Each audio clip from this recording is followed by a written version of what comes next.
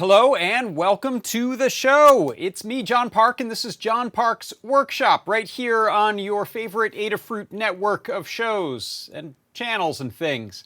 We are broadcasting live, I hope, to YouTube and not Discord. Discord's where our chat's happening.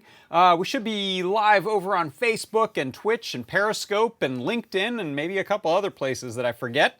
But if you're looking to chat, the reason I bring that up is, yes, Discord is the place to be. Head on over to adafru.it/discord, and you'll see all of these characters here chatting. Oh my gosh, what is that? It's always dangerous to blindly pop open Discord without first checking and seeing what's going on. Things are redacted. Okay. Thank you, Todd. We're also watching the chat over in YouTube, so come on over and join us, won't you? And without further ado, let's get the show on the road, shall we? Let's see, what have we got here? What have we got here today? I have a cool revision of a project. It's actually kind of the original vision for this project, which is, you can see it back there. It is this on-air sign, and that should pretty soon here update itself to let us know that we are on air. Now, I think I might have some test settings in there that are making it check pretty slowly, but keep an eye on it. It should swap over pretty soon, and if not, I'll kick the thing. So we have our on-air project. We've also got some gear and products of the week to look at. Make Code Minute, a game of the week. Probably a couple other things. So one thing I want to mention before I forget is that we have a new edition of the Make Code newsletter coming out soon. So if you head on over to the Adafruit Daily, in fact, I'll pop that site up for you. Head on over here. This is adafruitdaily.com, and I can move that down a little bit for you there. You can sign up for newsletters there. You just need to enter in an email address and click on which ones you want to get. We won't spam you. We won't send you anything you don't want. If you take yourself off of those newsletters, that's it. It's done. No harm, no foul. But if you sign up for the Make Code newsletter, you'll get a new edition next Tuesday. The next one's coming out next Tuesday. We do that one monthly, so some are at different frequencies than others. So head on over. If you look, in fact, at the makecode.adafruitdaily.com, you can see an archive of all the past issues that we've done. So here was the July edition. You can go check that out. And if you sign up for the newsletter, you'll get that right in your inbox as soon as it comes out Tuesday. So there you go. Go check it out. Let's see. What else have we got? We do have our jobs board. So if you want to look for work, or if you want to post for a position that you are trying to fill, and that can be freelance work, that can be contract work, full-time, part-time, on-site, off-site, remote, virtual, and so on, this is the place to check it out. It's free for everyone, so it's hard to lose. Head on over to jobs.adafruit.com and check that out. I encourage you to. All right, next up, let's have a look at our product pick of the week. My product pick of the week this week is this gigantic 1.2-inch 4-digit display backpack. I have one right here, in fact, and the reason that this was on my mind and is my product pick of the week is that I just built one of C. Grover's very cool clocks with it. And I'll show you a little bit more about that in a second. But this is my new workshop clock. So this was a board that puts the real-time clock feather wing and a feather M4 together and is being used to drive this display backpack. So this display backpack, I know the lighting isn't great on it. I haven't put a tint in front of it yet, which I will. But this is a I2C backpack that drives all of those LEDs for you. It just takes, I think, 4 pins, or maybe, I think it's 4 pins. I think there's a 5th pin that's not used. And it's very easy to integrate into different projects with different microcontrollers. So that's my pick of the week. And like I said, I'll give you a little more info about that clock project because it's super cool, but it's just one of many, many possible uses for this very cool 1.2-inch display, and I'll show you it right here. Let me pop back over to the browser. There it is. It's this is the backpack and the digits together, so you can pick them in different colors. I picked yellow, thought it looked nice.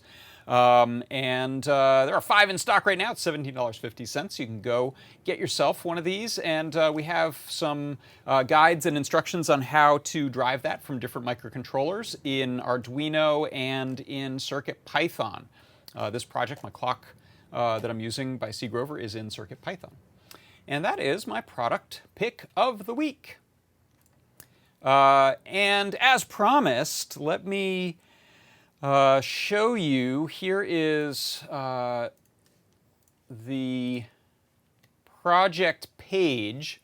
So this is called the Clock Mini M4 Pelican. It's designed to go into a Pelican case so that you can close it off, and it's pretty nicely sealed from dust and dirt and swarf and things that are flying through the air in your workshop, if that's where you want to use it. I may mount mine on a little piece of wood for like a little stand, build an enclosure. I'm not quite sure yet. But the info you need is here, and this is at github.com/cedargrovestudios/clock_mini M4 Pelican. And I'll put that over in the Discord if anyone's curious about it. There you go. So go check that out in the Discord chat. I'll put that in the YouTube chat too. There you have it. So let's see. Oh, and by the way, one of the reasons I was excited to build this is it uses the real-time clock, and the code automatically adjusts for daylight savings time, so you can lose power to the clock itself. Let me pop this off here. So I'll pull power that's going to the board there, and it's driving the display, it's driving the feather. And at that very moment, the little battery on the real-time clock featherwing module right there, that kicks in and continues counting the time, so you don't lose a tick. So if we plug this back in, you can see it's gone back to the proper time. I adjusted it so it wouldn't do a every minute update of the date, but the original code, if you look in that project by C. Grover, does have extra features that'll show you the date as well. And I think I'm going to add, there's also a provision to add a smaller 14-segment display there to give you the day of the week and maybe some other info. So very, very nicely done project. So I encourage you to go check it out. All right, let's see. What is next?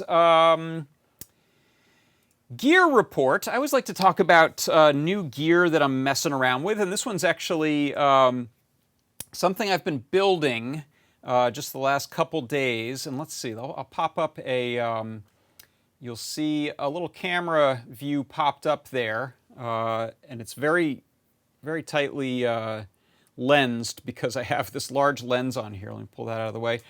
This is the Raspberry Pi high quality camera, and I have that long lens on there, the telephoto lens, and I've got it attached to an A+, it's a Raspberry Pi 3 A+ board there with a little case. This is the Mike Dole polycarbonate case that we sell.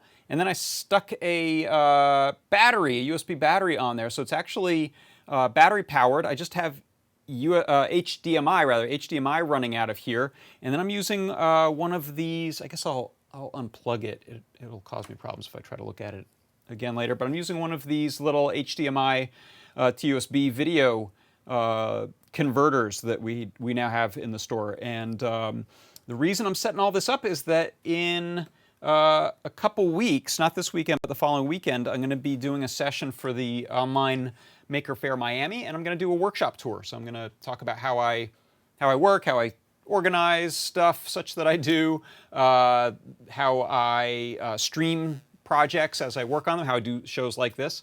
And I thought it would be handy to have a camera that has high quality and is on a long USB that I can point around. So I'm looking to put a wide lens on there. We'll see if that works out.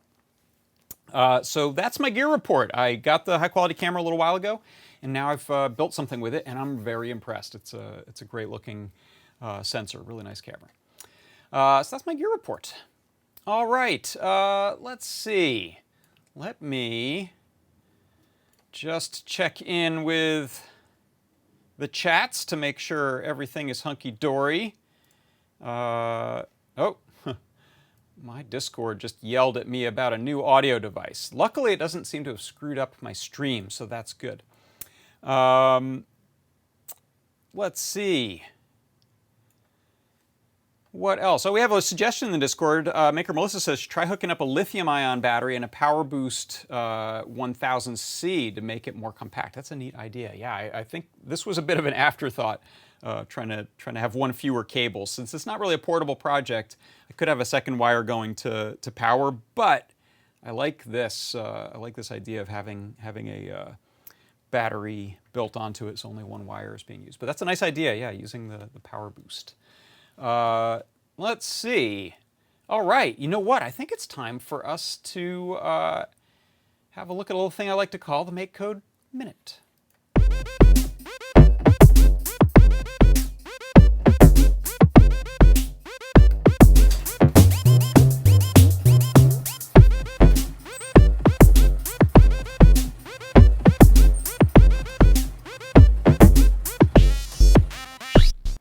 All right, I'm just taking care of some camera issues here.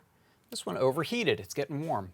All right, let's bring in the Chrome, and in fact, let's bring in the downshooter.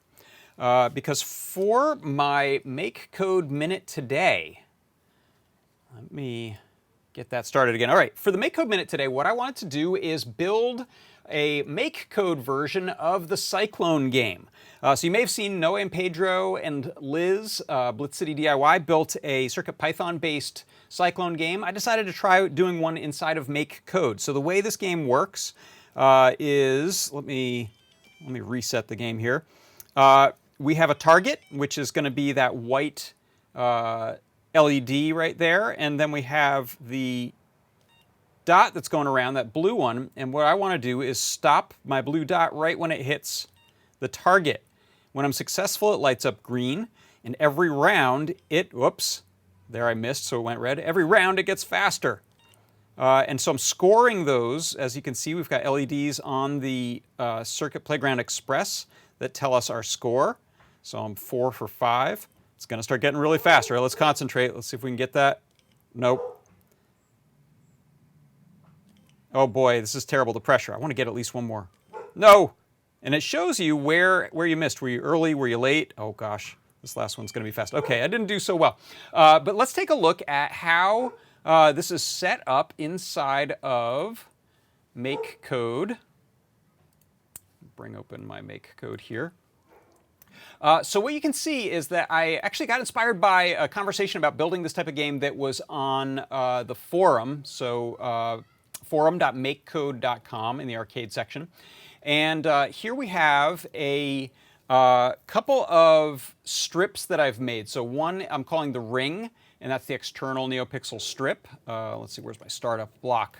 Let's see. On start, I'm calling this reset function. And in here, we're going and setting some variables for things like the size of the ring. I'm using a 24-pixel ring. I'm setting a state of a variable called running to false. I create my Neopixel object. I set it all to black. And then I have a couple of variables for score and level, which start off at 0. And then we create that target object that we're going to hit by using this little pick random math block. So that'll pick a random number that is essentially one of the possible rings inside of that 24-pixel ring. So the number is essentially 0 to 23. But if we use a different size ring, we can just change that variable in one place, and it'll go throughout the rest of the code. And then I've set up a set of possible speed. These are the pauses between pixel updates, Neopixel updates. So this is it getting faster with each cycle through. We just pick the next speed there. So that's the reset, and that's what happens on start or if we hit the reset button. And I think I also used the B button to hit reset so that if you get frustrated and you're going for a high score, you can just hit B and bail out and start it over again. But what happens when we hit A is the dot variable is checked to see if it's the same as the target variable. And if those are the same, that means you hit the target, and then we can light up the pixels to green and we can do our scoring. If those two variables are different, that means you missed, or I missed. And then we paint up all of the pixels to red and set the scoring pixel to red. And each time we finish, we then move up a level and therefore grab a new speed. And so that is a way that you can create your own Cyclone game using make code on Circuit Playground Express with an external Neopixel ring plugged in. And that is your make code minute. And one other thing I wanted to do actually is share this in case someone wants to have a look. You can just take a look at that QR code right there, and that'll let you open up that code and try it out. And of course, you can also make your own version that runs exclusively on the Circuit Playground Express and doesn't do the scoring, and then you could use the 10 pixels. And I believe if you go to arcade channel of forum.makecode.com, you will find the conversation in the project, if you just look for the word Cyclone in the search. That was my starting off point for building this. So thank you to the original creator for making that, and I believe Richard or Thomas from the Make Code team was involved in a conversation about how to get that started. So that's your Make Code Minute.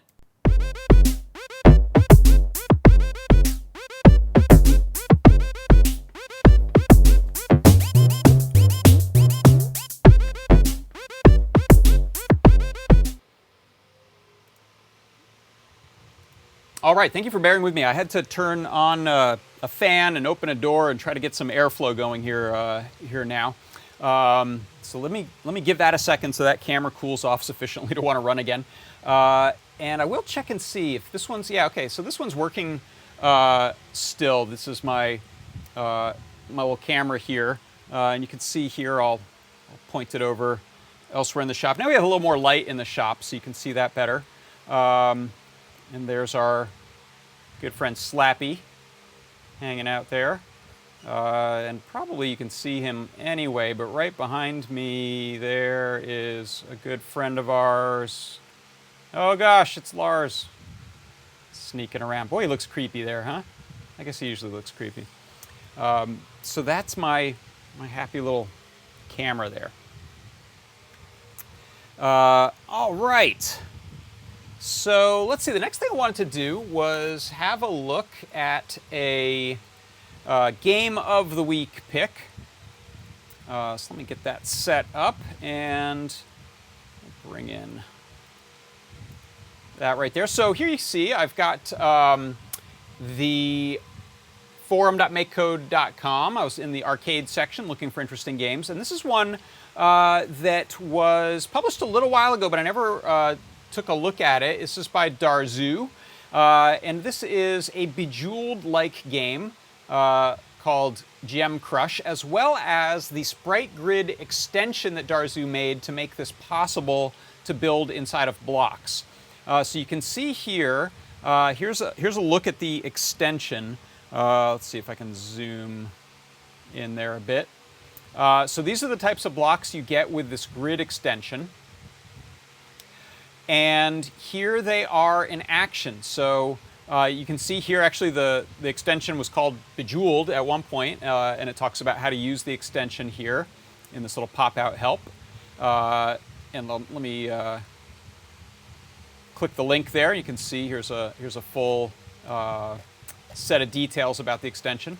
And then if we go and look at, let's go full screen with this, you can see how this is going to work. You can move your cursor around using the D-pad, and then press A in order to select a jewel or a block, and then you can go to one of the adjacent squares where you want to drop it. So we'll do the little switch places, and you can see that created a crushing of that row, and that leads to that domino effect of more and more jewels getting crushed. And now we repeat. So why don't we, let's pick an apple. What's a good one to crush here? We'll go get this one. So I'll pick an apple, move a grid over to the left, click go, and we start crushing. And who doesn't love Bejeweled? I had kind of forgotten how addicted we all were to this game at one point. So really nicely done. Check it out, and check out the extension so that you can make your own using these blocks from the grid extension. And so that's my MakeCode Arcade game pick of the week. And that is, find it, Gem Crush. Oh, I'm just looking at the, yeah, there we go. It's Gem Crush and Sprite Grid Extension by Darzu.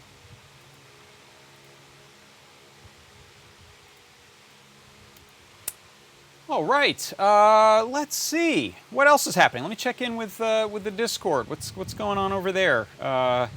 Discord.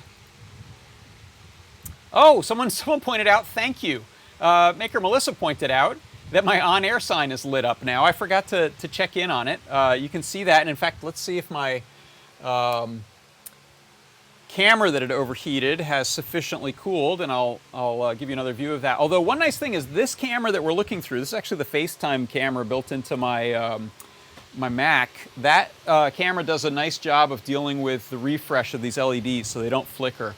When I go through my other camera, the refresh rate is gonna make it look like there's some flicker there. Let's see, let me turn this camera back on.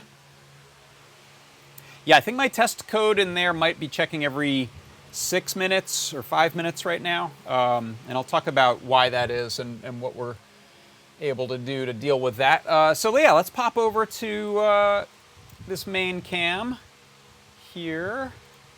And I'll put in a little overhead bench cam. So this is the project of the week.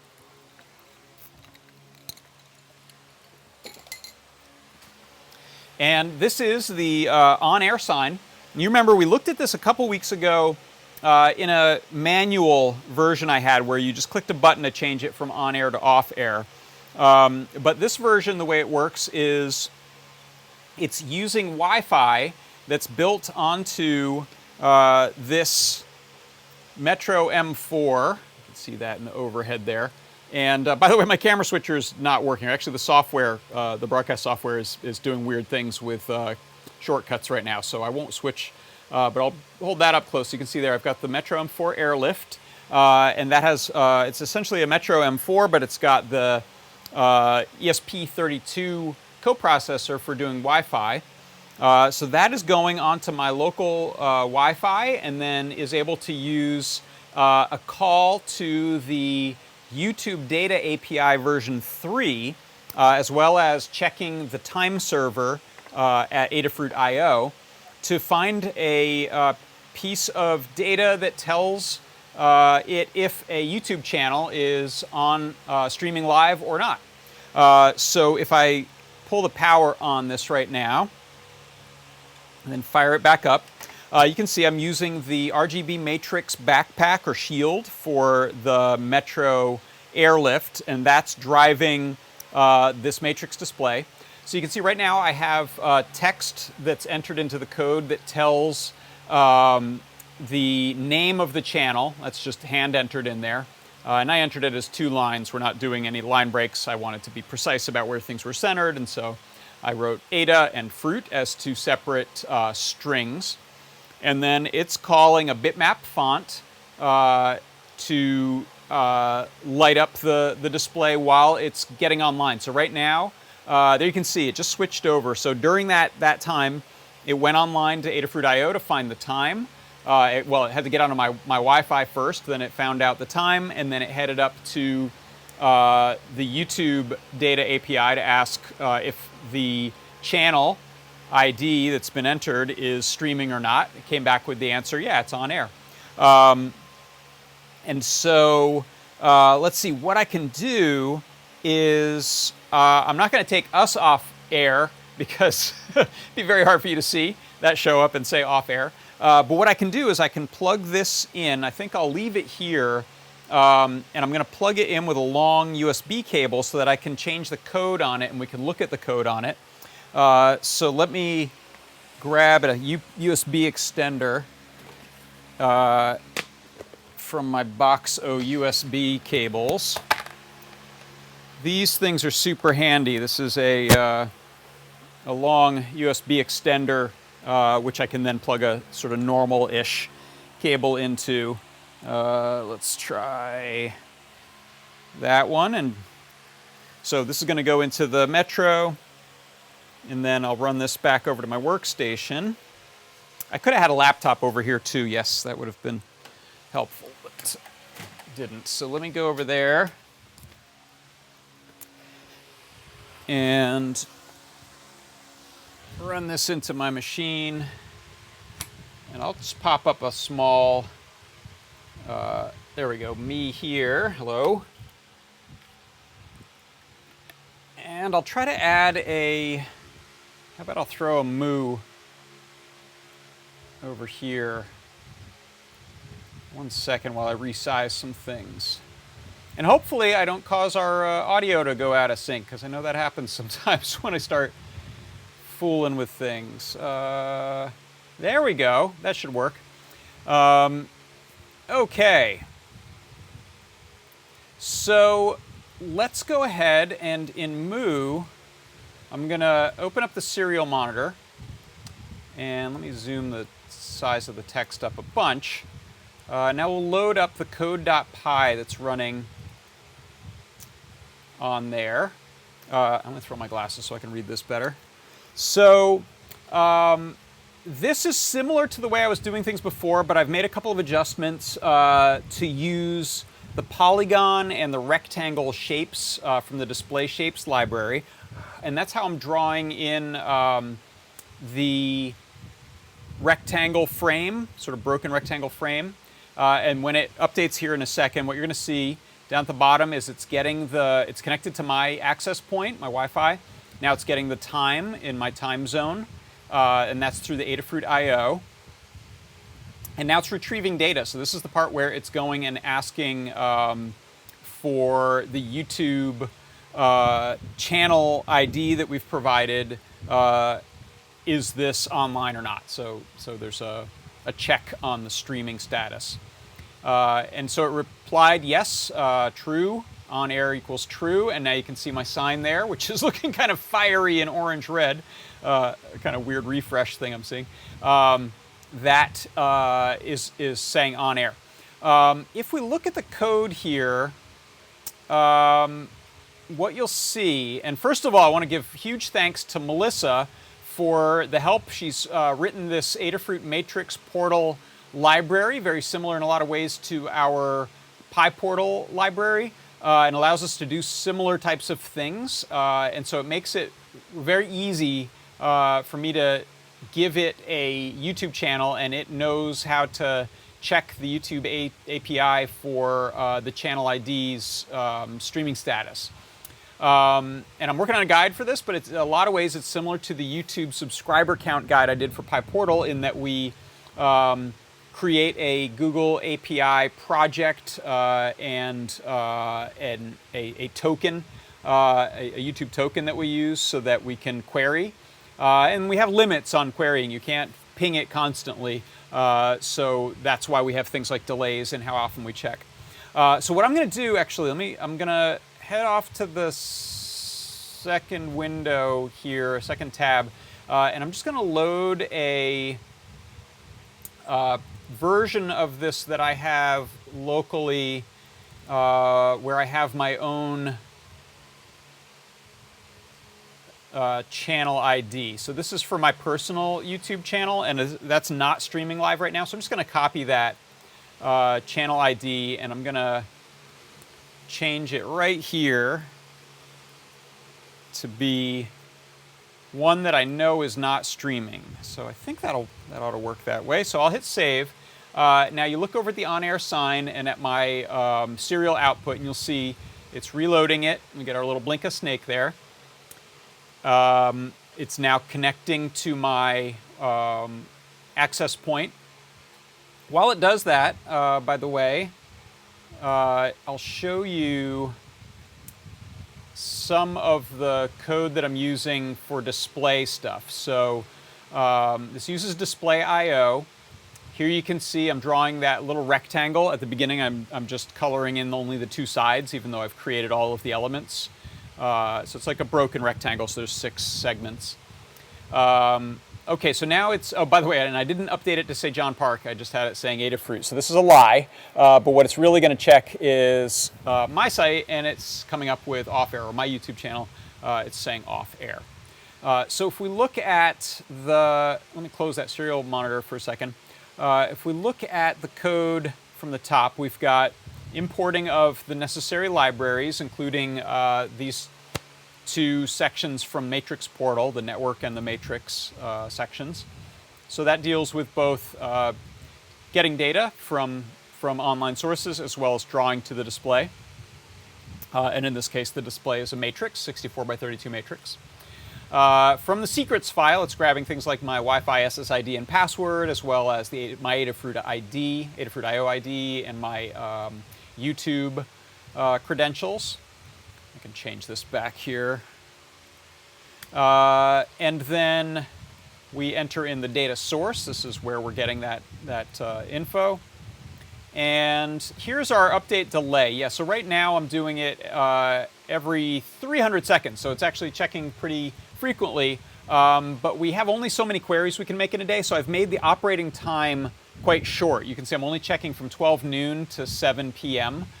Here, so depending on which hours of the day you want to be alerted, you could have this checking pretty frequently, every 20 seconds if it's just within a few hour range, and then you'll know that the sign is in pretty close keeping with reality of when a stream goes live. I wish we could do it real time, instantaneous, but obviously YouTube can't accept that many queries from everyone around the world all at once. Then we do some of the typical display I/O setup. We're using a 64 by 32 with a 2-bit color palette to keep memory consumption low. I've set up some color values that I'm going to use: black, which is off; red, a sort of dim white. I didn't want the white to be too bright; and this gold, sort of amber gold yellow color. And then here's the rectangles being drawn. Here's the rectangles being appended to the group, the display I/O group. I have this redraw frame function that I created, and that's just used for later when I want to put the full frame on. If I save this again right now, you'll see once it starts up, it'll splash Adafruit on there, and I just have bars on the side. When it goes and finds that the stream is live, you'll see the rest of that rectangle get drawn on, and that's just simply changing the color to be that off-white or that dim white. These, you'll see, are the little wing shapes. So these are now polygons. Originally I was doing some routines to draw a bunch of little dots, then I used the lines primitive, and then Melissa suggested that I use the Polygon Primitive, which allows us to set a sort of unlimited number of vertices. And so I have each wing, if you look at, let me see if I can zoom in a little closer there, you can see each of these wing objects has a diagonal. So that's the first vertex, second, third, and fourth, and so that's what draws my little wingy kind of shape there. Go back to there. In 1 second, I can turn this fan down a little now. I don't think you hear the fan too badly from what I gather, but it makes me shout because I'm trying to hear myself over it. So those are the polygon objects, and you can see they just take these vertex pairs, XY, XY, XY, XY. So that's fun. This is the first time I've used it here, and I think a lot of fun can be had drawing polygonal shapes using these, and it's fairly efficient code to do it. Then I append all of those wing objects, and then again I have a redraw function that I created that just allows me to change their color between red and yellow for my on-air and off-air respectively. And then I'm using a nice bitmap font. I showed this last time when I talked about the on-air sign, sort of manual clicking version, but I've got a nice typeface that I've converted to a BDF set of glyphs. And those are bitmap fonts that are sized for the display. And then I have a couple of sets of positions where the text gets drawn, depending on the word on or off. We draw it in a different X position. Add all of those to the group and draw them. And then here's my startup text. So this was just because I wanted to look at something before we had the answer back. So this could be if I was checking if I were checking my site, which I'm not right now, but you'll see when that splashes on, we'll get a different set of text. So that's just using, we're not having to hand draw stuff, nothing needs to be pre-baked, we don't need bitmaps, that's just pulling from those bitmap font files to draw each letter up there. So it had a full, I did kind of a full set of that font, so we have uppercase, lowercase, and a bunch of the common glyphs. Let's see, yeah, I guess we could do, just for fun, because I like looking at stuff get drawn on screens, we'll just do a bunch of question marks. See how that looks. I don't know what the question mark looks like in this font, actually. And then these are our, there you go, ooh, cool question marks. These, it looks like I have a little heart at the bottom. These are the two different ways the text gets updated once we're in the flow of the actual checking the status. So it's either going to be on air or off air, and that shows that we pick the different type, string, the different X positions, and the different colors, and then we redraw the wings in the proper color, and then redraw the frame, and that was just in case the last thing seen was the name at the boot up, since we don't know which status we'll get first. And here's how the status is being checked. This is all Melissa right here. Thank you again so much for making this work and work so well. This is, again, similar to code that we've used in the PyPortal. It's based on that type of idea, going in and grabbing the time values as well as the mode state from the API. And then depending on the check, we are measuring the amount of time that's elapsed since we last checked. And then we'll check again when that's when we've gotten past that number. And then the status mode 0 or 1 will set whether we're using the update text 0 or 1. And that is it. That is what's happening behind the scenes of our on-air, off-air sign. So you can see it's accurate right now. You won't get to see this turn off when I shut down the live stream because, well, that's a paradox. But there it is. I'll tweet it out if you want to see that. And I'm really excited where this is going. So we're starting to get some very cool functionality using the Matrix Portal library. The library, I believe, is in review right now, or maybe it's in the bundle. And my code is up on GitHub, and I'll be in the Learn Guide repo, and I'll be writing the guide. I'm actually already working on the guide, and I should have that out pretty soon. So if you want to take a look at it, and of course you can bend it to your own will and use it in different ways, but I think it'll make a neat starting off point for you, or you may just want to use it as is to let you know when your favorite live stream is on. One of my favorite things has been while I'm working on this and I forget that I have it on, and then someone, the Ruiz brothers or Lamore or Scott, someone starts live streaming, and all of a sudden I see this thing flip on, and I go, "Hey, cool! That's right. It actually it works, and lets me know when our live streams are happening." So that is the project of the week. Thank you for checking that out with me. Over in YouTube, we have a question. Kevin Carranza says, "Do you have the code for the on-air display?" Yeah, if you head to the GitHub Adafruit Learn Guide repo, you will find it there, and it's called Matrix On Air. And I'll be putting out a guide that'll point you at that. But if you want to find it, just head to GitHub for Adafruit in the Adafruit Learn Guide repo, and you'll find it in there. And there's a question about, could you do projects with Neopixel LEDs in the future? Yes, absolutely, Johnny. I will definitely continue to do Neopixel projects. Even a project like this, you could do it with just a Neopixel, a single Neopixel to show you the state, yellow or red, off or on, however you want. But you could also do text with them. You can string together a lot of Neopixels and do this type of project using things like the LED animation library. Makes that work really well. All right, let's see. Anything going on over there in Discord land? Let's have a look.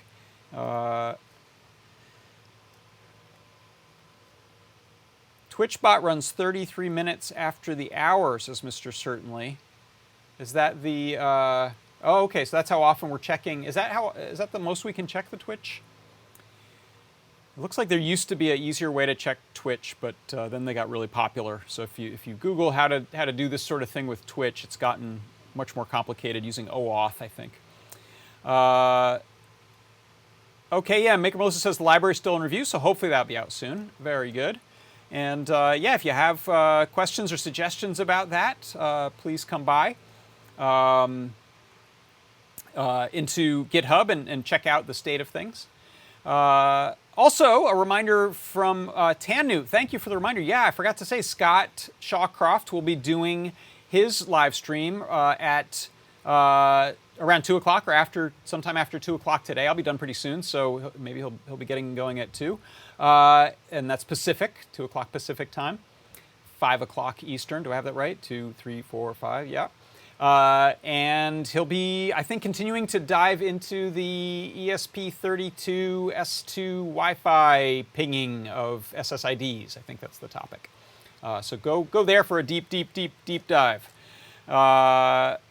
And very good. All right. Well, that's it. I'm going to call it right there. Thank you again for coming by. For Adafruit Industries, I'm John Park. This has been John Park's Workshop, and I will see you next week right here at this time. Bye, everyone.